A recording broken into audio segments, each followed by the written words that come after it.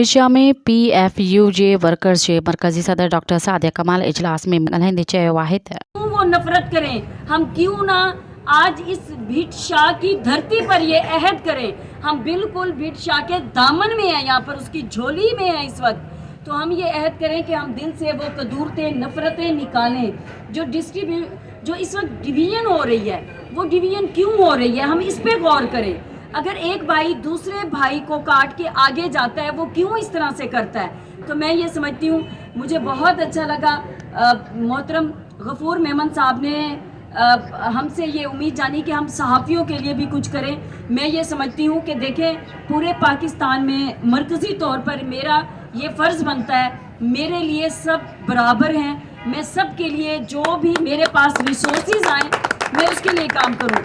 आप यकीन जानिए, सुबह जब हम आ रहे थे, हमने यहाँ पर जल्दी आ जाना था, लेकिन कुछ ऐसे इश्यूज़ आ गए कि मुझे कहा गया कि आप ना जाएं। आप किस लिए जा रही हैं? मुझे ये ऑफ़र की गई आप आज कराची में रहें, यहाँ पे मूवी देखें, एंजॉय करें और चली जाएं।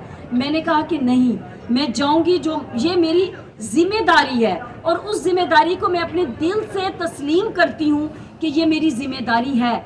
जब मैंने ये अपने सर पे ज़िम्मेदारी ली तो मैंने ये नहीं समझा कि मैं लीडर हूँ कि आप मेरा इस तरह से इस्तकबाल करें, या मैं ये समझूँ कि मैं सिर्फ़ और सिर्फ एक सेलिब्रिटी के तौर पे रहूँ, मेरी फ़ोटो बनाई जाए।